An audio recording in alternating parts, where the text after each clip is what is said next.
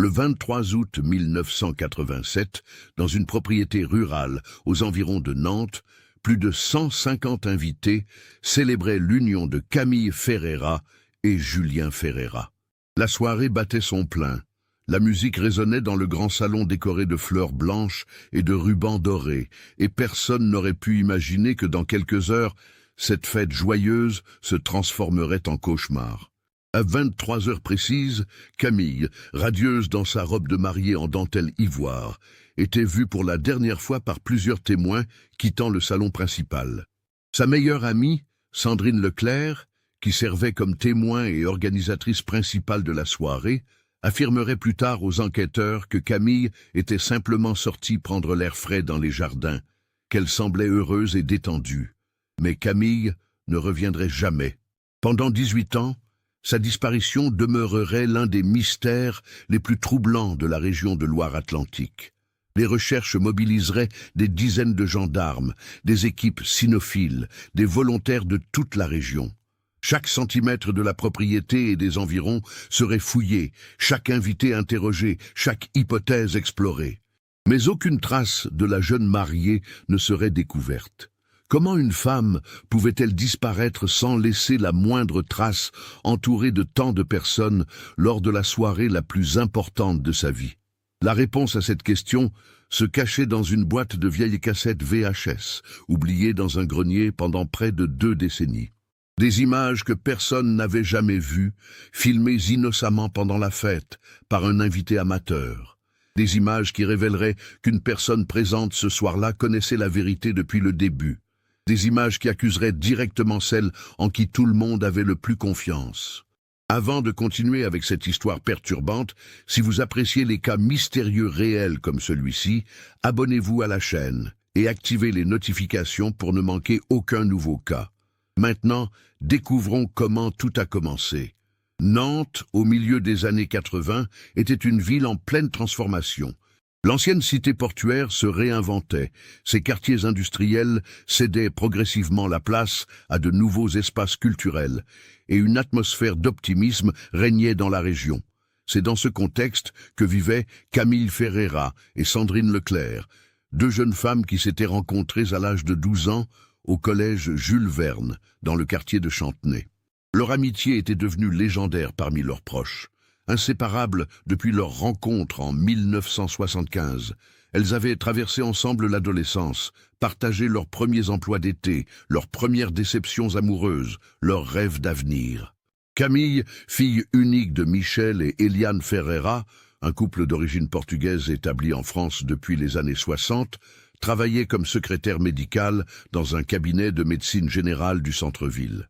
Elle était connue pour son sourire chaleureux, sa patience avec les patients âgés et sa capacité à mettre les gens à l'aise même dans les moments difficiles. Grande, avec de longs cheveux châtains qu'elle portait souvent en chignon élégant, Camille possédait cette beauté naturelle qui ne nécessitait pas de maquillage élaboré. Sandrine, de son côté, était l'opposé physique de son amie. Petite, blonde aux cheveux courts, elle travaillait comme assistante commerciale dans une entreprise de fourniture de bureaux. Là où Camille était calme et réfléchie, Sandrine était énergique et spontanée. Elle organisait les sorties, proposait les aventures, était toujours la première à danser lors des fêtes. Les 2 jeunes femmes se complétaient parfaitement, formant un duo que leurs proches considéraient comme des sœurs plutôt que de simples amies. La vie de Camille avait pris un tournant majeur en 1984, lorsqu'elle avait rencontré Julien Ferreira lors d'une fête d'anniversaire organisée par des amis communs.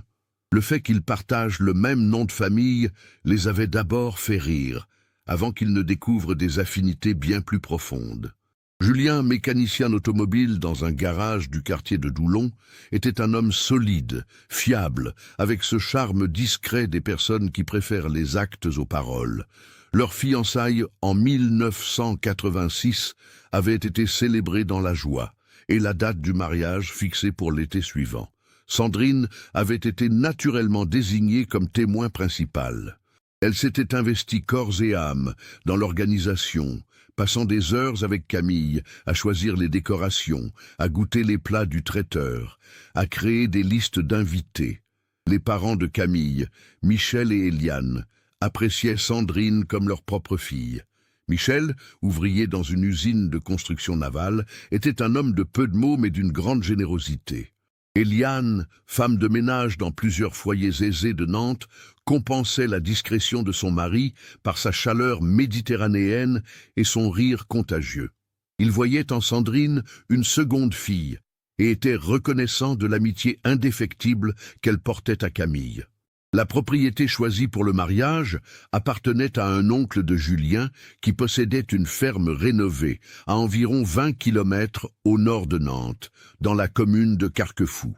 L'endroit était idéal, un grand salon pouvant accueillir confortablement 150 personnes, des jardins spacieux bordés de vieux chênes et suffisamment d'espace de stationnement pour tous les invités. L'atmosphère champêtre plaisait à Camille, qui rêvait d'une célébration simple mais élégante, loin de l'agitation urbaine. Les semaines précédant le mariage avaient été intenses. Camille jonglait entre son travail au cabinet médical et les derniers préparatifs. Sandrine l'accompagnait à chaque étape, l'aidant à finaliser les détails, rassurant son amie lors des inévitables moments de stress. Elles avaient même fait ensemble, 2 jours avant le mariage, une dernière visite à la propriété pour vérifier que tout était en ordre. Tout semblait parfait. Vincent Garnier, cousin de Julien âgé de 29 ans, s'était proposé pour filmer la cérémonie et la réception. Amateur de nouvelles technologies, il venait d'acquérir un caméscope VHS, appareil encore relativement rare et coûteux en 1987. Enthousiaste, il avait promis de capturer chaque moment important de cette journée spéciale. Personne ne se doutait que ces enregistrements contiendraient bien plus que de simples souvenirs joyeux. Le 23 août 1987 se levait sur une journée radieuse.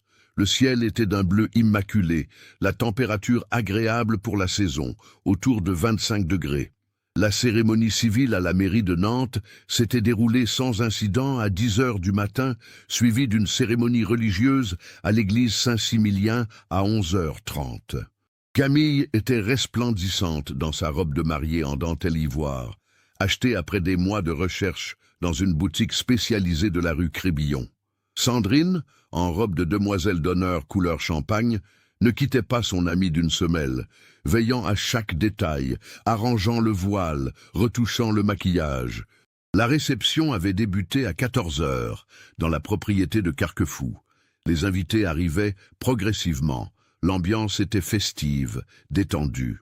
Le repas servi à 15 heures avait été un succès. Le traiteur local ayant préparé un menu traditionnel qui avait ravi tous les convives. Les discours avaient été émouvants sans être larmoyants. Les rires fusaient entre les tables. Vincent filmait consciencieusement, capturant les visages souriants, les embrassades, les conversations animées. À mesure que l'après-midi cédait la place au soir, l'atmosphère de la fête évoluait naturellement. Les tables du repas avaient été dégagées pour libérer l'espace de danse dans le grand salon. Un disque jockey installé dans un coin diffusait les tubes de l'époque. Des chansons de Jean-Jacques Goldman, de Jeanne Masse, de France Gall. Les lumières avaient été tamisées, créant une ambiance chaleureuse et intime. Camille et Julien ouvraient le bal traditionnel à 20h30 précise, sous les applaudissements enthousiastes des invités. Les témoignages recueillis plus tard par les enquêteurs permettraient de reconstituer précisément la chronologie des événements de cette soirée fatidique. À 21h15, plusieurs invités se souvenaient avoir vu Camille danser avec son père Michel sur une chanson lente. Le vieil homme avait les larmes aux yeux, tenant sa fille unique dans ses bras, conscient qu'elle entamait un nouveau chapitre de sa vie. À 21h45, Camille était photographiée en compagnie de ses anciennes collègues du cabinet médical, son bras passé autour des épaules de l'une d'elles, riant à une plaisanterie. À 22h20, le cousin de Julien qui servait de barman ce soir-là se rappelait avoir servi à Camille un verre d'eau pétillante. La jeune mariée lui avait confié qu'elle commençait à se sentir fatiguée par l'intensité de la journée, mais qu'elle était profondément heureuse. Elle portait encore sa robe de mariée, ayant refusé de se changer malgré les suggestions de certaines invitées qui lui proposaient de passer à une tenue plus confortable pour danser. Sandrine, quant à elle, était omniprésente. En tant que témoin et organisatrice principale, elle veillait à ce que tout se déroule parfaitement. Elle vérifiait régulièrement avec le disque jockey que la playlist correspondait aux souhaits de Camille, s'assurait que le traiteur avait suffisamment de pièces montées pour le dessert, coordonnait les différents moments clés de la soirée. Plusieurs invités la décrivaient comme un peu stressée ou très concentrée, ce qui semblait normal compte tenu de ses responsabilités. À 22h45, un moment crucial se produisait. Marie-Claire Dufour, une tante éloignée de Camille, témoignerait avoir vu la jeune mariée en conversation avec Sandrine près de l'entrée du salon. Elle ne pouvait entendre leurs paroles à cause de la musique, mais notait que l'échange semblait sérieux, presque intense. Camille hochait la tête à plusieurs reprises. Son expression était devenue grave. L'échange durait environ 2 minutes, puis Sandrine posait brièvement sa main sur l'épaule de son amie avant de retourner vers le centre du salon. C'est à 23 heures précises que la situation basculait. Plusieurs témoins confirmaient avoir vu Camille quitter le salon principal par la porte donnant sur les jardins arrière. Elle marchait seule, sa longue traîne de robe rassemblée sur son bras. L'un des invités, Jacques Leblanc, un collègue de travail de Julien, lui avait même adressé la parole alors qu'elle passait près de lui. « Je lui ai demandé si tout allait bien », raconterait-il aux gendarmes. Elle m'a souri et m'a dit qu'elle avait juste besoin de quelques minutes d'air frais, que c'était étouffant à l'intérieur avec toute cette chaleur corporelle. Elle semblait tout à fait normale, peut-être un peu fatiguée. À 23h10, Julien demandait à plusieurs personnes s'ils avaient vu sa femme. On lui indiquait qu'elle était sortie prendre l'air. Il ne s'inquiétait pas particulièrement, supposant qu'elle s'accordait une pause bien méritée. À 23h25, Julien commençait à trouver l'absence de Camille un peu longue. Il sortait dans les jardins, appelait son prénom, mais n'obtenait aucune réponse. L'obscurité était presque totale à l'extérieur. Seules quelques lampes extérieures, près de l'entrée principale, fournissaient un éclairage limité. À 23h30, Sandrine rejoignait Julien dans sa recherche. C'est elle qui alertait progressivement d'autres invités. En quelques minutes, une dizaine de personnes parcouraient les jardins avec des lampes de poche improvisées. On criait le nom de Camille, on inspectait le parking où étaient garées les voitures, on vérifiait les pièces adjacentes de la propriété. Rien. À minuit moins 5, Michel Ferreira, le père de Camille, prenait la décision de contacter les gendarmes. L'oncle de Julien téléphonait depuis le poste fixe de la maison à la brigade locale. Les forces de l'ordre arrivaient sur place à minuit 32. 2 gendarmes de la brigade de Carquefou, l'adjudant Hervé Marchand et le brigadier Alain Petit, commençaient immédiatement à recueillir des témoignages. Sandrine était l'une des premières interrogées. Son témoignage serait crucial et répété à de nombreuses reprises dans les semaines suivantes. Selon elle, elle avait vu Camille se diriger vers les jardins à 23 heures environ. Elle m'a dit qu'elle avait chaud, qu'elle voulait prendre l'air, expliquait Sandrine aux gendarmes, ses yeux rougis par les larmes. Je lui ai demandé si elle voulait que je l'accompagne, mais elle m'a répondu qu'elle préférait être seule quelques minutes, que toute cette attention la fatiguait un peu. C'était normal, c'est une grande journée, beaucoup d'émotions, je ne me suis pas inquiété. Les gendarmes organisaient une première recherche systématique de la propriété et de ses environs immédiats. Avec l'aide des invités encore présents, environ 40 personnes maintenant, ils fouillaient méthodiquement chaque recoin accessible. Les jardins s'étendaient sur près d'1 hectare, incluant des zones boisées à la périphérie. Au-delà de la propriété, des champs agricoles s'étendaient dans toutes les directions. À 3 heures du matin, l'adjudant Marchand décidait d'appeler des renforts. L'affaire prenait une tournure préoccupante. Une jeune mariée ne disparaissait pas ainsi sans raison évidente. À 5h30, alors que les premières lueurs de l'aube apparaissaient, plus de 20 gendarmes quadrillaient la zone. Des équipes cynophiles arrivaient de Nantes avec leurs chiens de recherche. Les animaux reniflaient la robe de chambre de Camille, apportée en urgence depuis son appartement par sa mère, puis tentaient de suivre une piste. Les chiens s'agitaient dans les jardins, semblaient détecter quelque chose près d'une zone boisée à l'est de la propriété, mais perdaient ensuite toute trace. Les heures suivantes voyaient une mobilisation sans précédent. Les parents de Camille, dévastés, répondaient aux questions répétées des enquêteurs. Julien, en état de choc, oscillait entre colère et désespoir. « Comment est-ce possible ?» répétait-il sans cesse. « Elle était là, entourée de 150 personnes qui l'aiment. Comment peut-elle avoir disparu ?» Une unité de gendarmerie spécialisée dans les disparitions inquiétantes prenait en charge l'enquête dès le 24 août au matin. Le capitaine Bruno Mercier, officier expérimenté de 42 ans, établissait son quartier général dans la mairie de Carquefou. Chaque invité de la noce était convoqué pour un interrogatoire formel. Les témoignages étaient minutieusement consignés, comparés, analysés à la recherche de la moindre incohérence ou information pertinente. La théorie initiale, privilégiée par les enquêteurs, était celle d'un enlèvement. Quelqu'un aurait-il pu profiter de l'obscurité et de l'isolement relatif des jardins pour s'emparer de Camille? Mais cette hypothèse soulevait de nombreuses questions.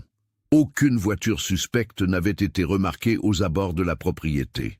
Aucun cri n'avait été entendu. Et pourquoi cibler spécifiquement Camille lors de son mariage? Une autre piste explorée était celle de la fugue volontaire. Peut-être Camille avait-elle eu des doutes de dernière minute concernant son mariage. Mais cette théorie semblait contredite par tous les témoignages. Chaque personne interrogée décrivait une jeune femme radieuse, profondément amoureuse, heureuse de se marier. Ses comptes bancaires étaient surveillés, aucun retrait suspect. Ses amis et collègues étaient contactés. Personne n'avait eu de nouvelles d'elle. Les recherches sur le terrain continuaient pendant des semaines. Des plongeurs inspectaient les plans d'eau dans un rayon de 10 kilomètres. Des bénévoles ratissaient les zones boisées environnantes. Des hélicoptères survolaient la région. La presse locale, puis nationale, s'emparait de l'affaire. La mariée disparue de Nantes faisait la une des journaux. L'histoire captivait l'opinion publique. Une jeune femme qui s'évanouit dans la nature lors de la soirée de son mariage, cela défiait l'entendement. Les semaines se transformaient en mois, puis les mois en années, et Camille Ferreira demeurait introuvable. Pour sa famille et ses proches, commençait alors un calvaire psychologique sans fin, cette torture particulière de ne pas savoir, de vivre dans un état permanent de suspension entre l'espoir et le désespoir. Michel et Eliane Ferreira vieillissaient brutalement. Michel, l'homme solide qui avait travaillé toute sa vie dans la construction navale, semblait s'être effondré de l'intérieur. Il continuait à se rendre à l'usine chaque matin, accomplissant mécaniquement ses tâches, mais ses collègues notaient qu'il avait perdu cette étincelle de vie qui le caractérisait. Pendant les pauses, on le voyait souvent fixer le vide, perdu dans des pensées que personne n'osait interrompre. Eliane abandonnait progressivement ses emplois de femme de ménage, incapable de se concentrer sur quoi que ce soit. Elle passait ses journées à attendre, à espérer un coup de téléphone qui n'arrivait jamais, un message qui ne venait pas. Leur appartement dans le quartier de Chantenay devenait un sanctuaire figé dans le temps. La chambre de Camille restait exactement comme elle l'avait laissée avant son mariage. Ses vêtements pendaient toujours dans l'armoire, ses livres de chevet attendaient sur la table de nuit. Ses photos d'adolescence ornaient les murs. Eliane refusait catégoriquement qu'on y touche. « Quand elle reviendra, elle doit retrouver sa chambre », répétait-elle, accrochée à cet espoir de plus en plus fragile. Julien Ferreira avait traversé les premières années dans un brouillard de douleur et de confusion. Comment construire une vie lorsque celle avec qui on devait la partager avait disparu sans explication? Techniquement, il était marié, la cérémonie avait eu lieu, mais sa femme n'était pas là. Pendant 3 ans, il refusait de quitter l'appartement qu'ils avaient loué ensemble en prévision de leur vie commune. Il s'accrochait aux rares objets qu'elle y avait déposés. Une brosse à cheveux, quelques vêtements, un roman à moitié lu dont le coin de la page 83 était toujours replié. Le garage automobile où il travaillait se montrait compréhensif, lui accordant des aménagements d'horaire quand le poids devenait trop lourd. Ses collègues apprenaient à reconnaître ces jours où Julien arrivait avec des cernes plus profonds, les yeux rougis d'une nuit sans sommeil. Ils savaient qu'il valait mieux le laisser tranquille, le laisser se concentrer sur le démontage d'un moteur, la réparation d'une transmission, ces tâches mécaniques qui offraient un refuge temporaire contre la douleur. En 1990, 3 ans après la disparition, Julien prenait finalement la difficile décision de déménager. Rester dans cet appartement était devenu insoutenable. Il emménageait dans un petit studio près de son lieu de travail, emportant avec lui une seule photo de Camille, prise lors de leur fiançailles. Cette photo trônait sur sa table de nuit, premier regard du matin, dernier du soir. Sandrine Leclerc portait elle aussi le poids de cette disparition, mais d'une manière différente. Aux yeux de tous, elle était la meilleure amie endeuillée, celle qui avait perdu sa sœur de cœur. Elle participait activement aux recherches, distribuait des affiches avec la photo de Camille dans les rues de Nantes et des communes environnantes, organisait des collectes de fonds pour financer des recherches privées lorsque les efforts officiels diminuaient en intensité. Pourtant, ceux qui la connaissaient bien notaient des changements subtils. Sandrine, autrefois si énergique et spontanée, devenait plus réservée, plus contrôlée. Elle changeait d'emploi en 1988, quittant l'entreprise de fourniture de bureaux pour devenir assistante dans une compagnie d'assurance. Elle expliquait à ses proches qu'elle avait besoin d'un nouveau départ, d'échapper au regard compatissant de ses anciens collègues qui connaissaient tous l'histoire de Camille.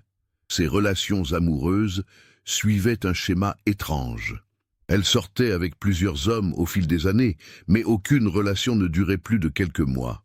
Invariablement, elle rompait, invoquant des raisons vagues, incompatibilité de caractère, timing inapproprié, besoin de se concentrer sur elle-même.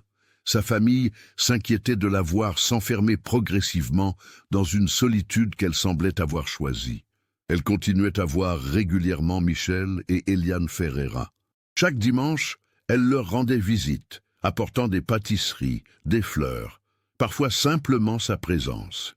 Ces visites semblaient la réconforter autant qu'elle réconfortait les parents de Camille. Ensemble, ils évoquaient des souvenirs, parcouraient d'anciens albums photos, maintenaient vivante la mémoire de la disparue. « Sandrine est comme notre seconde fille », disait souvent Eliane. « Sans elle, je ne sais pas comment nous aurions traversé ces années. » Dans la communauté de Nantes, l'affaire de la mariée disparue devenait progressivement une sorte de légende urbaine locale. Les nouveaux arrivants dans la région entendaient parler de cette histoire étrange, la jeune femme qui s'était volatilisée le soir de ses noces. Certains parlaient de malédiction, d'autres d'enlèvement par une organisation criminelle. Quelques-uns même suggéraient des explications plus fantaisistes que les enquêteurs écartaient immédiatement. L'enquête officielle, après les premières années d'efforts intenses, entrait dans une phase moins active. Le capitaine Mercier, qui avait pris sa retraite en 1995, avait confié à un journaliste local que l'affaire Ferreira demeurait l'échec le plus frustrant de sa carrière. « Nous avons exploré chaque piste imaginable », expliquait-il. « Chaque témoignage a été vérifié et revérifié. Nous avons interrogé des centaines de personnes. Nous avons ratissé des kilomètres carrés de terrain. Et pourtant, c'est comme si Camille avait été enlevée par les airs. Aucune trace, aucun indice concret. Dans toute ma carrière, je n'ai jamais vu quelque chose d'aussi déconcertant. Plusieurs théories avaient été sérieusement examinées puis abandonnées. L'hypothèse d'un tueur en série avait été explorée après qu'une autre jeune femme avait disparu dans des circonstances similaires dans la région de Rennes en 1989. Mais les investigations avaient révélé qu'il s'agissait d'une coïncidence. Cette seconde femme avait finalement été retrouvée vivante, ayant fui une situation de violence domestique. La piste d'un ancien petit ami jaloux avait également été minutieusement vérifiée. Camille avait eu une relation de 2 ans avec un homme nommé Christophe Arnaud avant de rencontrer Julien. Les enquêteurs avait interrogé Arnaud à plusieurs reprises. L'homme avait un alibi solide pour la soirée du 23 août. Il assistait au mariage de son propre frère à Bordeaux, à près de 350 kilomètres de Nantes. Des dizaines de témoins confirmaient sa présence là-bas pendant toute la soirée. Une théorie plus sombre avait émergé en 1991, suggérant que Camille aurait pu être victime d'un prédateur opportuniste qui se serait trouvé aux alentours de la propriété cette nuit-là. Mais les gendarmes avaient scrupuleusement vérifié tous les délinquants sexuels connus dans un rayon de 50 kilomètres. Chacun avait été localisé et interrogé, leurs alibis vérifiés. Aucune piste solide n'en avait émergé. À mesure que les années passaient, l'affaire glissait progressivement vers le statut de cold case, ces dossiers non résolus qui hantent les services de police. Le dossier restait officiellement ouvert, mais les ressources allouées à l'investigation diminuaient inexorablement. De nouveaux cas requéraient l'attention des enquêteurs. La vie continuait, même si pour certains elle restait suspendue à cette nuit d'août 1987. En 1999, 12 ans après la disparition, un événement tragique frappait à nouveau la famille Ferreira. Michel décédait d'une crise cardiaque massive à l'âge de 65 ans. Les médecins expliquaient qu'il souffrait depuis des années de problèmes cardiaques, aggravés sans doute par le stress chronique lié à la disparition de sa fille.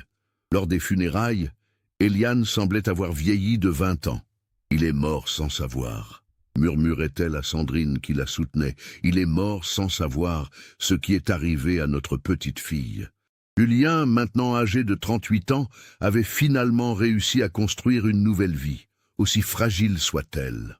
En 2002, 15 ans après la disparition de Camille, il rencontrait Sophie, une infirmière divorcée avec un enfant. Leur relation se développait lentement, prudemment. Sophie connaissait son histoire, acceptait ce fantôme qui accompagnerait toujours Julien. Ils ne se mariaient pas. Julien ne pouvait s'y résoudre, mais vivaient ensemble, trouvant une forme de paix imparfaite. L'été 2005 apportait avec lui des températures caniculaires qui frappaient toute la France. Vincent Garnier, maintenant âgé de 47 ans, ingénieur informatique dans une entreprise de télécommunications à Nantes, profitait de ses congés annuels pour entreprendre un projet qu'il remettait à plus tard depuis des années, le grand tri et rangement de sa maison. Vincent avait acheté une propriété dans la commune de Sainte-Luce-sur-Loire en 2001, une maison des années 70, avec un grenier spacieux mais encombré. Au fil des années, ce grenier était devenu un dépôt de tout ce qu'il ne savait où ranger. Vieux meubles, cartons de livres, équipements électroniques obsolètes, souvenirs d'enfance. Par une journée particulièrement chaude du mois de juillet, armé de sacs poubelles et de courage, il décidait de s'attaquer méthodiquement à ce désordre. C'est en fouillant dans une pile de cartons près de la lucarne qu'il tombait sur une boîte en carton marquée « cassette vidéo, années 80 ». La poussière qui la recouvrait témoignait de longues années d'oubli. Vincent l'ouvrait avec curiosité, découvrant une dizaine de cassettes VHS dans leurs boîtiers en plastique. Sur certaines, des étiquettes manuscrites indiquaient Noël 86, Vacances Bretagne 88 et sur 3 d'entre elles, Mariage Julien et Camille, août 87. Vincent s'asseyait lourdement sur un vieux fauteuil poussiéreux, ses cassettes dans les mains, le mariage de Julien et Camille. 18 ans s'étaient écoulés depuis cette nuit terrible. Il se souvenait avec une clarté douloureuse d'avoir filmé toute la journée avec son caméscope flambant neuf, fier de capturer chaque moment important. Dans les semaines qui avaient suivi la disparition de Camille, alors que le choc et l'horreur dominaient tout, il avait remis les cassettes originales aux gendarmes pour qu'ils les examinent. Les enquêteurs avaient visionné des heures d'enregistrement à la recherche du moindre indice. Les cassettes avaient été restituées à Vincent plusieurs mois plus tard. Il se rappelait vaguement les avoir rangées quelque part, incapable de les visionner, incapable de les jeter. Elles étaient ensuite tombées dans l'oubli, déménageant avec lui d'appartement en appartement, puis dans cette maison, jusqu'à finir dans ce grenier. Vincent descendait les cassettes dans son salon, les déposait près de son téléviseur. Il possédait encore un vieux magnétoscope VHS, conservé précisément pour ces situations où l'on retrouve d'anciennes cassettes familiales. Mais pendant plusieurs jours, il ne pouvait se résoudre à les visionner. L'idée de revoir Camille vivante, souriante, ignorante de ce qui allait se passer, lui semblait insupportable. C'est son fils, Antoine, âgé de 16 ans, qui relançait involontairement le projet. Passionné de technologie et d'informatique comme son père, Antoine découvrait les cassettes un soir et demandait de quoi il s'agissait. Vincent lui expliquait brièvement, évoquant cette histoire de famille tragique qu'Antoine connaissait vaguement. « On pourrait les numériser », suggérait le jeune homme. Les cassettes VHS se dégradent avec le temps. Si personne ne les a vraiment regardées en détail depuis 18 ans, ce serait dommage de perdre ces images. L'idée faisait son chemin dans l'esprit de Vincent. Les technologies de numérisation vidéo s'étaient considérablement développées depuis 1987. Il possédait maintenant l'équipement nécessaire pour transférer ses vieilles cassettes sur son ordinateur, les préserver sous format numérique. Peut-être était-ce important de conserver ces dernières images de Camille pour sa famille. Le 15 août 2005, Vincent commençait le processus de numérisation. Il connectait son magnétoscope à son ordinateur via une carte de capture vidéo, lançait le logiciel approprié. La première cassette entrait dans le lecteur avec un cliquetis familier. Sur l'écran de l'ordinateur apparaissaient les premières images. L'entrée de la mairie de Nantes, par une belle matinée d'été, les invités qui arrivaient en tenue élégante. Le processus de numérisation était lent. Chaque cassette contenait environ 2 heures d'enregistrement qui devaient être transférées en temps réel.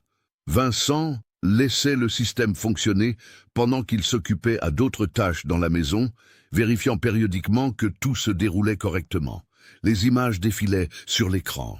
La cérémonie civile, la cérémonie religieuse, l'arrivée à la propriété de Carquefou, le repas, les discours. C'est lors de la numérisation de la 3e cassette, celle qui couvrait la soirée, que quelque chose d'étrange se produisait. Vincent avait lancé le transfert, puis était monté au grenier continuer son tri. Quand il redescendait 2 heures plus tard, le processus était terminé. Par curiosité professionnelle, il décidait de visionner rapidement le fichier numérique pour vérifier la qualité de la numérisation.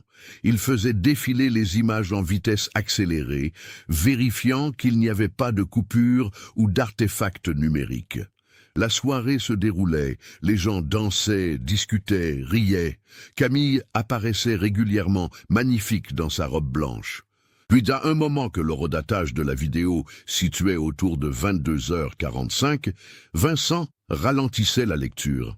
À l'époque, en 1987, Vincent filmait souvent de manière continue, sans vraiment couper entre les scènes. Il laissait la caméra tourner même quand il se déplaçait, créant de longues séquences où l'action n'était pas toujours au centre du cadre. Sur cette portion de la cassette, il se souvenait avoir filmé le disque jockey et la piste de danse. Mais en arrière-plan, près d'une fenêtre donnant sur les jardins, 2 silhouettes étaient visibles. Vincent cliquait sur pause, agrandissait l'image au maximum que la résolution VHS permettait. Même avec la qualité limitée, il reconnaissait sans erreur possible Camille et Sandrine. Elles étaient en conversation, légèrement à l'écart du reste de la fête. L'angle de la caméra ne permettait pas de voir leur visage, clairement, mais leur posture corporelle était éloquente. Vincent faisait avancer la vidéo image par image. La conversation durait presque 3 minutes. À plusieurs moments, Sandrine semblait gesticuler, ses mains bougeant de manière expressive. Camille, elle, restait plus statique, les bras parfois croisés, parfois le long du corps. À un moment, Sandrine posait sa main sur le bras de Camille dans un geste qui pouvait être interprété comme réconfortant ou comme insistant. Puis, soudainement, Camille se détournait et commençait à marcher vers la porte donnant sur les jardins. Sandrine la suivait du regard pendant quelques secondes, puis retournait vers le centre du salon, son visage passant brièvement de profil devant la caméra. Vincent figeait cette image. Même avec la résolution limitée, l'expression de Sandrine semblait étrange, Ce n'était pas de l'inquiétude ou de la tristesse, c'était quelque chose de plus complexe, de plus troublant. Vincent sentait son cœur s'accélérer. Il continuait à visionner.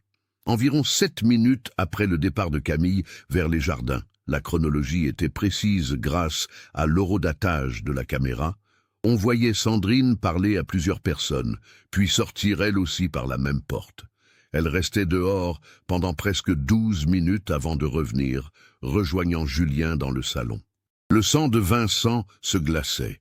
Cette séquence n'avait jamais été remarquée lors de l'enquête initiale. Les gendarmes avaient visionné les cassettes, certes, mais ils cherchaient des images claires de Camille, des signes évidents d'une menace extérieure.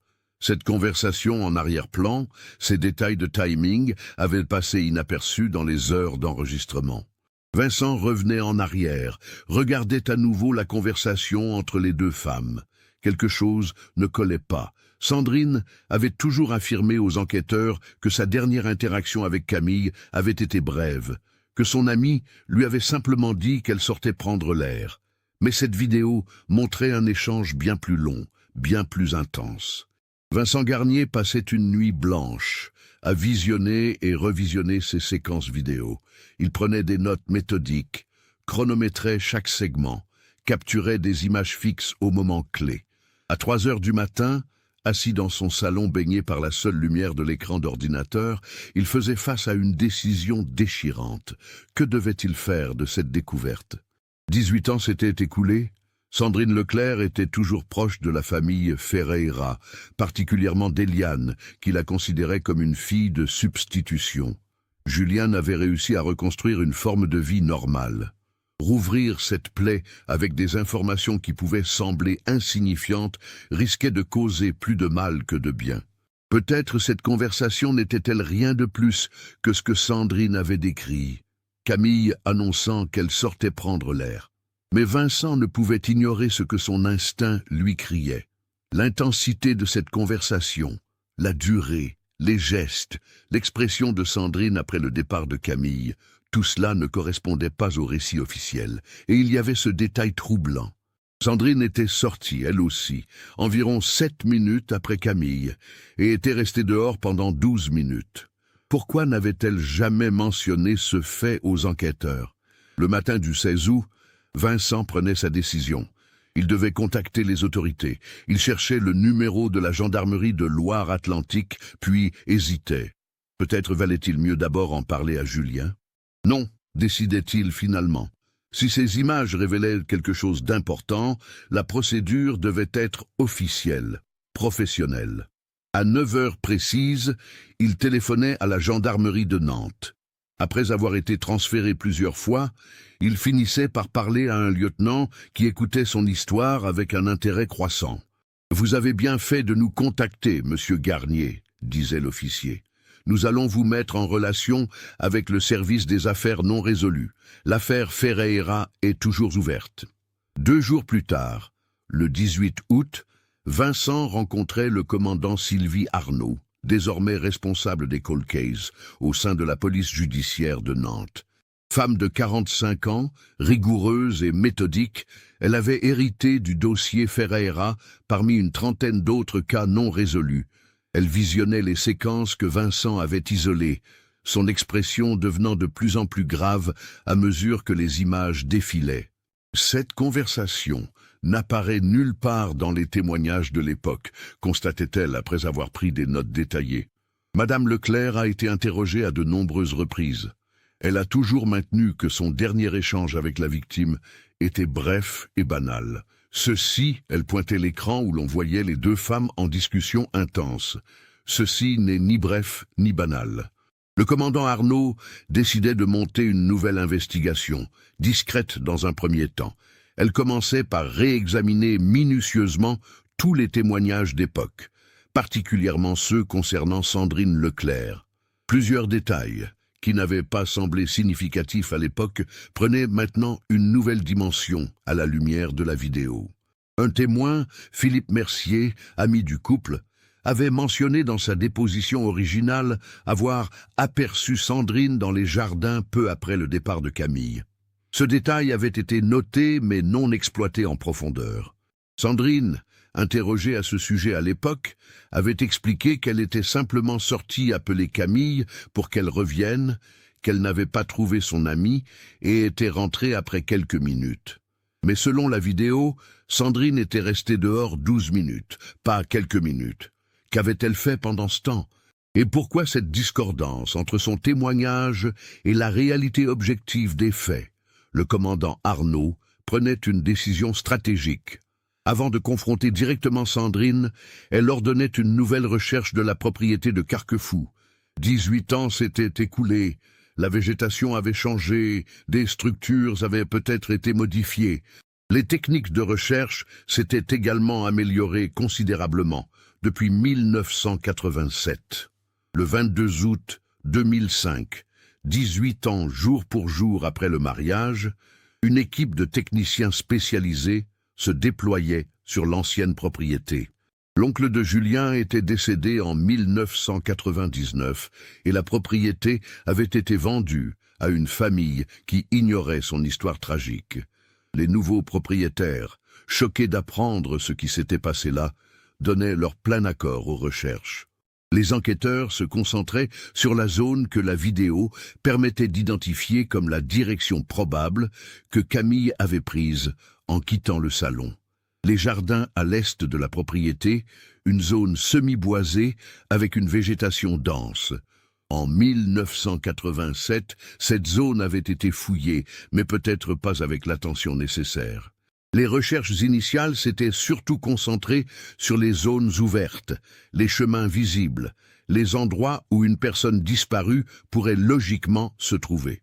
Le 23 août, le deuxième jour de recherche, un technicien nommé Laurent Dubost explorait méthodiquement un secteur particulièrement envahi par la végétation. Armé d'un détecteur de métaux et d'outils de débroussaillage, il avançait lentement, inspectant chaque mètre carré. Vers 15h30, son détecteur émettait un signal fort. Il écartait soigneusement la végétation, découvrant une structure de pierre à moitié enfouie sous la terre et les racines. C'était un ancien puits, probablement datant du début du XXe siècle, lorsque la propriété était une ferme en activité. Il avait été abandonné depuis des décennies, partiellement comblé à une époque indéterminée. Une végétation dense, ronce, lierre, jeunes arbres, avait poussé tout autour et partiellement au-dessus, le rendant presque invisible. En 1987, dans l'obscurité de la nuit, même avec des lampes torches, il aurait été facile de passer à côté. Dubost appelait immédiatement ses collègues. Le commandant Arnaud arrivait sur place en moins de 30 minutes. Ensemble, ils examinaient la structure. Le puits faisait environ 1,20 m de diamètre. Ses parois de pierre étaient couvertes de mousse. Impossible de voir le fond à cause de l'obscurité et de débris végétaux qui semblaient le remplir partiellement. « Nous devons descendre là-dedans », décidait Arnaud, avec toutes les précautions nécessaires. L'opération était délicate. Il fallait d'abord sécuriser la structure, s'assurer que les parois de pierre ne risquaient pas de s'effondrer. Un spécialiste en espace confiné était appelé depuis Nantes. Le 24 août au matin, l'équipe était prête. Un technicien descendait lentement dans le puits, équipé d'un harnais de sécurité, d'une lampe puissante et d'une caméra. À environ 6 mètres de profondeur, sous une couche de terre, de feuilles mortes accumulées au fil des années et de débris divers, le technicien faisait une découverte qui glaçait le sang de tous les présents. Des restes humains, partiellement préservés par les conditions particulières du puits, humidité constante, obscurité totale, température stable, mais indubitablement humains. Avec une précision méthodique, l'équipe procédait à l'extraction. Chaque élément était photographié in situ avant d'être délicatement remonté. Les restes étaient transportés au laboratoire de l'Institut médico-légal de Nantes. Parmi les ossements et les tissus décomposés, des objets étaient également retrouvés. Une bague en or avec une inscription gravée. Julien et Camille, 23 août 1987. Des fragments de tissu qui avaient conservé leur couleur ivoire malgré les années.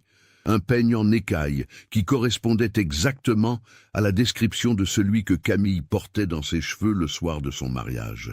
L'analyse ADN confirmait ce que tout le monde savait déjà. C'était Camille Ferreira. 18 ans après sa disparition, elle venait d'être retrouvée à moins de 100 mètres de l'endroit où elle avait été vue vivante pour la dernière fois. La nouvelle de la découverte se répandait comme une traînée de poudre. Le 26 août 2005, la presse locale puis nationale relayait l'information. Le corps de la mariée disparue de Nantes avait été retrouvé après 18 ans. Pour Eliane Ferreira, maintenant âgée de 69 ans, l'annonce était déchirante, mais aussi, d'une certaine manière, libératrice. « Au moins, je sais maintenant », disait-elle au commandant Arnaud, qui lui avait annoncé personnellement la nouvelle. « Pendant 18 ans, j'ai imaginé le pire. Maintenant, je peux enfin pleurer ma fille et lui dire adieu dignement. » Julien, lui, s'effondrait. Sophie, sa compagne, devait appeler un médecin tant le choc était violent. Toutes ces années à essayer de construire une nouvelle vie et soudainement, tout le poids du passé s'abattait sur lui avec une force renouvelée. Elle était là, si proche, pendant tout ce temps, répétait-il entre deux sanglots. Comment n'avons-nous pas pu la trouver? L'autopsie et l'analyse médico-légale apportaient des révélations troublantes. Le docteur François Lemoine, médecin légiste expérimenté, établissait son rapport avec une précision clinique. La cause du décès était une fracture du crâne cohérente avec une chute violente. L'angle de la fracture suggérait une chute arrière, la tête heurtant une surface dure. Il n'y avait aucune trace d'autre traumatisme qui aurait pu indiquer une agression violente avant la chute. Selon toute vraisemblance, expliquait le docteur Lemoine au commandant Arnaud, la victime est tombée dans ce puits, a heurté sa tête soit contre les parois de pierre pendant la chute, soit contre le fond. La mort a probablement été rapide, peut-être même instantanée. Il est également possible qu'elle ait été inconsciente mais encore vivante après la chute, auquel cas le décès serait survenu dans les heures suivantes par hémorragie interne ou hypothermie. Cette analyse posait une question terrible. S'agissait-il d'un accident ou d'un meurtre? La chute elle-même pouvait être accidentelle. Une jeune femme marchant dans l'obscurité, perturbée émotionnellement, qui trébuche et tombe dans un puits qu'elle n'avait pas vu. Mais le fait que le corps n'ait jamais été signalé, que personne n'ait appelé les secours, changeait tout. Le commandant Arnaud savait qu'il était temps de confronter Sandrine Leclerc. Le 27 août, à 8 heures du matin, 2 officiers se présentaient au domicile de Sandrine à Nantes. Elle vivait seule dans un appartement du quartier de Malakoff, à quelques rues seulement de là où habitait autrefois Camille. Quand on lui annonçait qu'on avait retrouvé son amie, son visage se vidait de ses couleurs. « Mon Dieu !» murmurait-elle, s'agrippant au chambranle de la porte. « Où? Comment ?» On lui demandait de les accompagner au commissariat pour répondre à quelques questions. Sandrine acceptait, demandant simplement quelques minutes pour s'habiller convenablement. Dans la voiture qui la conduisait vers le commissariat central de Nantes, elle restait silencieuse, fixant les rues de la ville défilées par la fenêtre. Dans la salle d'interrogatoire, le commandant Arnaud attendait, le dossier complet de l'affaire étalé devant elle. À 9h15, Sandrine entrait, accompagnée de son avocat qu'elle avait eu le droit d'appeler. Maître David Fontaine, avocat pénaliste expérimenté de Nantes, s'asseyait à côté de sa cliente. « Madame Leclerc, » commençait le commandant Arnaud d'une voix calme mais ferme, « nous avons retrouvé le corps de Camille Ferreira dans un puits abandonné sur la propriété où s'est déroulé son mariage, à environ 100 mètres de l'endroit où elle a été vue vivante pour la dernière fois. » Sandrine hochait la tête lentement, ses mains tremblantes posées sur la table. « Nous avons également découvert quelque chose d'autre, » continuait Arnaud. Elle ouvrait son ordinateur portable, faisait pivoter l'écran vers Sandrine.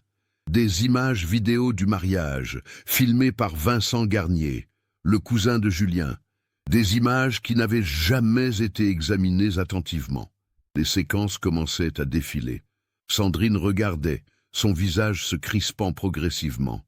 Quand apparaissait la scène de sa conversation avec Camille, ses yeux se remplissaient de larmes. Cette conversation a duré près de 3 minutes, notait Arnaud. Ce n'était pas un échange bref où Camille vous disait simplement qu'elle sortait prendre l'air, n'est-ce pas? Sandrine secouait la tête, incapable de parler.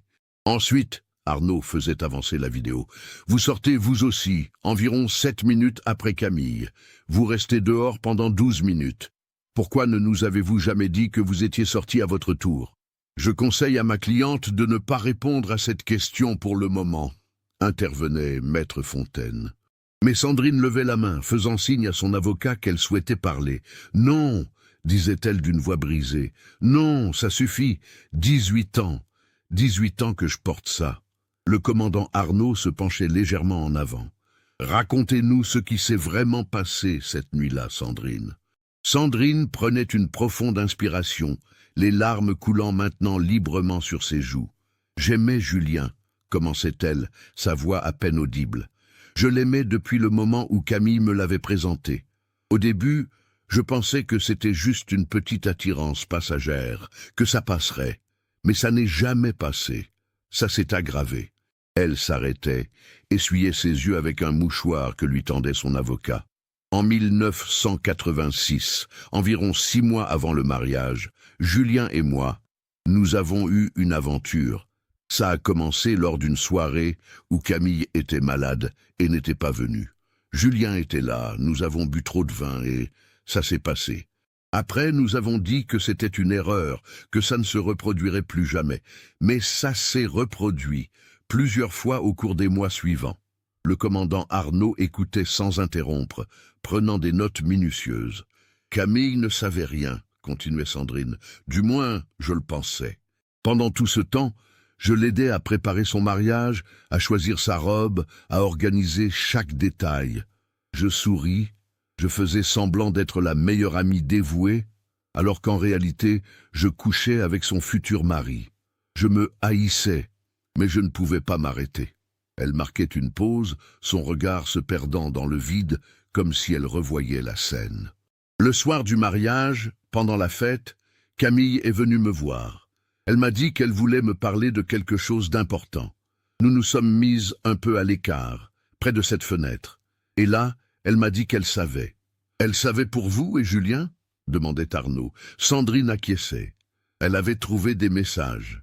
Des textos stupides que Julien m'avait envoyés et qu'il n'avait pas effacés. Elle les avait découverts quelques jours avant le mariage. Mais elle avait décidé de ne rien dire, de faire comme si tout était normal. Elle ne voulait pas annuler le mariage, embarrasser tout le monde. Mais le soir de la noce, la tension était devenue trop forte pour elle. Elle me disait qu'elle me faisait confiance, qu'elle m'aimait comme une sœur et que je l'avais trahie de la pire façon possible. Sandrine s'effondrait maintenant complètement, ses sanglots rendant ses paroles presque incompréhensibles. Je lui ai dit que c'était fini avec Julien, que c'était une terrible erreur, que je l'aimais et que je ferais n'importe quoi pour me racheter. Mais elle était tellement blessée. Elle m'a dit qu'elle avait besoin d'être seule, qu'elle devait réfléchir. Elle est sortie dans les jardins. Et vous l'avez suivie, complétait Arnaud. Pas tout de suite. J'ai attendu quelques minutes, paralysé par la culpabilité et la panique. Puis je me suis dit que je devais aller lui parler, essayer de la raisonner, m'excuser encore. Je suis sorti. J'ai essayé de la trouver dans l'obscurité. J'ai appelé son nom. Finalement, je l'ai vue. Elle marchait vite, s'éloignant de la maison. Je l'ai rattrapée. J'ai attrapé son bras. Je l'ai supplié de m'écouter. Sandrine fermait les yeux, revivant manifestement chaque seconde de cette nuit. Elle s'est retournée vers moi, et elle était tellement en colère. Une colère que je ne lui avais jamais vue.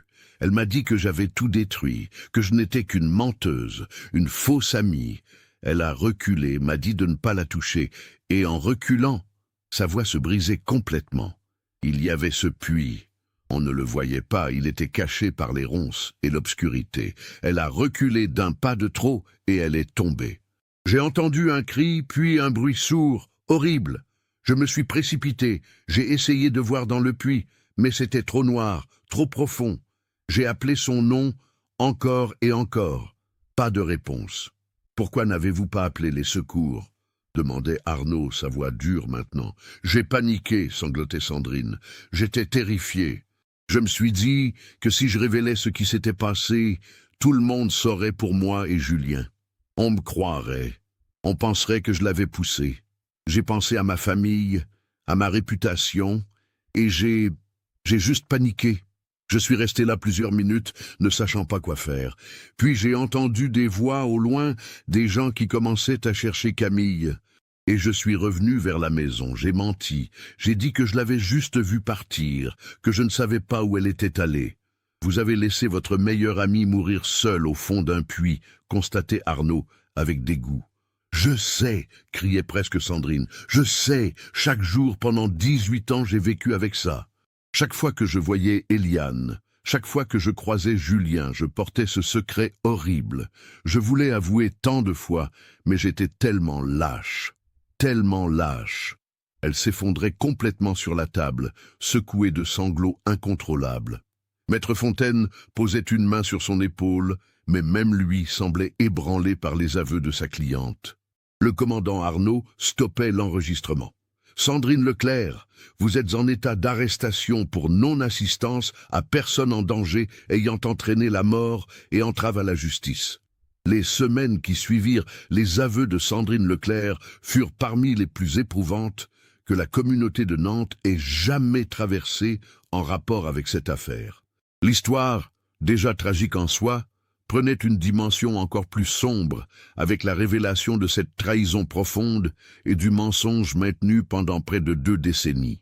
Eliane Ferreira, quand on lui rapportait les détails des aveux de Sandrine, eut une réaction qui surprit les enquêteurs. Plutôt que la colère ou la haine, c'était une tristesse infinie qui émanait d'elle. 2 vies détruites, disait-elle simplement. Ma Camille et cette pauvre Sandrine, toutes les 2 victimes, d'une certaine manière, de mauvais choix et de la lâcheté. Cette capacité à pardonner, ou du moins à comprendre, témoignait de la profondeur de caractère d'une femme qui avait traversé près de 20 ans d'incertitude avant de connaître la vérité. Elle organisait des funérailles pour Camille en octobre 2005, 18 ans et 2 mois après sa disparition. La cérémonie, organisée dans la même église Saint-Similien où Camille s'était mariée, réunissait près de 300 personnes. Beaucoup de ceux qui avaient assisté au mariage étaient présents, fermant ainsi un cercle tragique. Julien Ferreira était présent aux funérailles, accompagné de Sophie, qui le soutenait physiquement tant il semblait fragile. Les révélations concernant son aventure avec Sandrine avaient été rendues publiques lors du procès, ajoutant une couche supplémentaire de complexité et de douleur à une situation déjà terrible. Sa relation avec Sophie survivait à cette épreuve, mais transformée par la compréhension que le passé n'est jamais vraiment enterré. Le procès de Sandrine Leclerc s'ouvrait au tribunal correctionnel de Nantes en mars 2006. L'accusation retenait plusieurs chefs, non-assistance à personne en danger ayant entraîné la mort, entrave à la justice et faux témoignages. Le procureur, maître Antoine Girard, présentait un réquisitoire sévère, soulignant que pendant 18 ans, Sandrine avait délibérément privé une famille du droit de faire son deuil, tout en jouant le rôle de l'ami fidèle auprès des proches de sa victime. L'accusée n'a pas seulement laissé mourir Camille Ferreira, argumentait le procureur. Elle a empoisonné 18 années de la vie de ceux qui l'aimaient avec son mensonge. Elle a accepté leur confiance, leur affection, tout en sachant parfaitement où reposait leur fille, leur épouse, leur amie. Cette duplicité prolongée constitue une forme de torture psychologique qui dépasse largement l'acte initial de non-assistance. La défense, menée par Maître Fontaine, adoptait une stratégie différente. Sans nier les faits, ni minimiser la gravité des actes de sa cliente, l'avocat tentait de présenter le contexte psychologique qui avait mené à cette situation. Sandrine Leclerc avait 23 ans cette nuit-là, plaidait-il. Une jeune femme prise dans un tourbillon de culpabilité pour son aventure, confrontée soudainement à la découverte de sa trahison par sa meilleure amie, puis témoin d'un accident terrible. Dans un moment de panique absolue, elle a fait le pire choix possible, et ce choix l'a hanté chaque jour depuis. Des experts psychiatres furent appelés à témoigner. Le docteur Claire Morin, psychiatre spécialisé dans les traumatismes, expliquait que Sandrine souffrait de ce qu'on appelait une culpabilité pathologique chronique. Le poids du secret qu'elle portait l'a progressivement détruite psychologiquement, témoignait le docteur Morin. Ses difficultés relationnelles, son isolement social croissant, ses troubles du sommeil documentés, tout cela témoigne d'une personne vivant dans un état de torture mentale permanente. Plusieurs témoins vinrent à la barre, y compris Vincent Garnier qui expliqua comment il avait découvert les séquences vidéo cruciales. Son témoignage, factuel et dénué d'émotions excessives, eut néanmoins un impact profond sur le tribunal. « Si je n'avais pas décidé de numériser ces vieilles cassettes, disait-il, la vérité ne serait peut-être jamais apparue. Cela me fait réfléchir sur tous ces autres cas non résolus, où un détail ignoré pourrait changer tout. » Le moment le plus intense du procès survint lorsque Sandrine elle-même prit la parole. Face à la cour, elle s'exprima pendant près de 40 minutes, décrivant en détail non seulement les événements de cette nuit fatidique, mais aussi les 18 années qui avaient suivi. « Chaque année, le 23 août, je me rendais au cimetière, racontait-elle, la voix tremblante. Je m'asseyais sur un banc et je parlais à Camille dans ma tête. Je lui demandais pardon 1 million de fois. Je savais où elle était vraiment, mais je ne pouvais pas le dire sans détruire tout ce qui me restait. Elle décrivait aussi ses visites régulières à Eliane. C'était une forme de pénitence que je m'infligeais, expliquait-elle. De voir la douleur dans ses yeux, entendre ses espoirs que Camille soit quelque part en vie et heureuse. Chaque visite était un couteau qui tournait dans mon cœur. Mais je sentais que je méritais cette souffrance. C'était le minimum que je pouvais endurer. Lorsqu'on lui demanda pourquoi elle n'avait jamais avoué spontanément, Sandrine répondit avec une honnêteté brutale « J'étais lâche ». C'est la seule vraie réponse. Chaque jour qui passait rendait l'aveu plus difficile. Comment dire, après 1 an, 2 ans, 10 ans, que j'avais menti tout ce temps. La vérité serait devenue progressivement plus impossible à dire. J'étais prise au piège de mon propre mensonge. Le verdict tomba après 3 jours de délibération. Sandrine Leclerc était reconnue coupable de tous les chefs d'accusation. La Cour la condamnait à 8 ans de prison ferme avec possibilité de liberté conditionnelle après 5 ans. Le juge, dans son énoncé des motifs, reconnaissait les circonstances atténuantes, l'âge de l'accusé au moment des faits, l'absence de préméditation, sa coopération totale une fois confronté aux preuves, mais soulignait également la gravité exceptionnelle de son silence prolongé. « Vous n'avez pas tué Camille Ferreira », déclarait le juge dans ses conclusions. « Mais vous avez tué la vérité pendant 18 ans. Vous avez privé une famille de son droit au deuil. Vous avez instrumentalisé leur confiance et leur affection pour masquer votre crime de silence. Cette duplicité prolongée mérite une sanction sévère. » Dans les mois qui suivirent le procès, la vie reprenait lentement son cours pour ceux qui avaient été touchés par cette affaire. Eliane Ferreira faisait installer une pierre tombale pour sa fille dans le cimetière de la Bouteillerie à Nantes. Sur la pierre, une inscription simple « Camille Ferreira, 1963-1987. Fille aimée, enfin en paix ». Elle rendait visite à Sandrine en prison à 2 reprises, des rencontres qui surprenaient tout le monde, y compris Sandrine elle-même. « Je ne comprends pas pourquoi vous venez me voir », disait Sandrine lors de la première visite, les larmes coulant sur son visage. « Après tout ce que j'ai fait. Parce que Camille vous aimait », répondait simplement Eliane. « Et une partie de moi doit honorer cet amour, même s'il a été trahi. Je ne dis pas que je pardonne complètement, mais je comprends que vous aussi, vous êtes une victime de cette nuit terrible, une victime de vos propres choix, certes, mais une victime quand même. » Julien, de son côté, ne cherchait jamais à voir ou à contacter Sandrine. La trahison était trop profonde, la douleur trop vive. Il continuait sa vie avec Sophie, qui se révélait être une force stabilisatrice remarquable. En 2007, 2 ans après la découverte du corps de Camille, Sophie donnait naissance à une fille qu'il nommait Camille, en hommage à celle qui était partie trop tôt. Vincent Garnier, dont la décision de numériser de vieilles cassettes avait déclenché toute cette résolution, refusait systématiquement les demandes d'interview des médias. Il préférait rester dans l'ombre, satisfait d'avoir, par hasard et par minutie, permis à une vérité enfouie de voir le jour. Il continuait sa vie d'ingénieur informatique, mais gardait précieusement dans son bureau une photo de Camille, prise lors du mariage, lui souriant avec cette joie innocente de quelqu'un qui ne sait pas encore ce que le destin lui réserve. L'affaire de la mariée disparue de Nantes resta longtemps dans les mémoires, comme un exemple troublant de la manière dont le silence et la lâcheté peuvent parfois être aussi destructeurs que les actes de violence.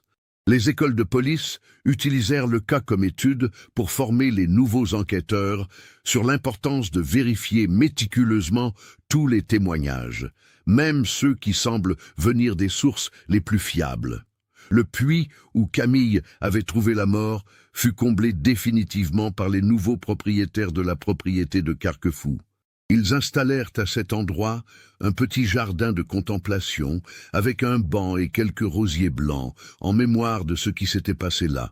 Une petite plaque discrète portait simplement la date, 23 août 1987. Sandrine Leclerc, sortie de prison en 2011 après avoir purgé 5 ans de sa peine. Elle déménagea loin de Nantes, cherchant à reconstruire une vie loin des regards et des souvenirs. Selon les rares informations qui filtrèrent, elle changea de nom, trouva un emploi modeste dans une petite ville du sud de la France et vivait dans une discrétion absolue. Elle ne chercha jamais à contacter la famille Ferreira, respectant le désir de Julien de ne plus jamais avoir affaire à elle. L'histoire de Camille et Sandrine devint, dans la région de Nantes, une sorte de légende urbaine moderne, un conte d'avertissement sur les dangers de la trahison et du mensonge. Les jeunes générations qui entendaient parler de cette affaire étaient frappées par un détail en particulier. Comment une simple cassette vidéo, oubliée pendant 18 ans dans un grenier, avait pu révéler une vérité si longtemps cachée. Ce cas nous montre comment les secrets, même gardés avec la plus grande détermination, finissent souvent par émerger à la lumière. La technologie, qui capture nos moments les plus précieux, peut aussi involontairement documenter nos pires actions. Qu'en pensez-vous? Auriez-vous pu repérer les incohérences dans le témoignage de Sandrine si vous aviez enquêté sur cette affaire? Partagez vos réflexions dans les commentaires. Si cette histoire vous a marqué, n'oubliez pas de vous abonner à la chaîne et d'activer les notifications. Laissez votre like si ce cas vous a interpellé et partagez-le avec quelqu'un qui s'intéresse aux mystères résolus contre toute attente.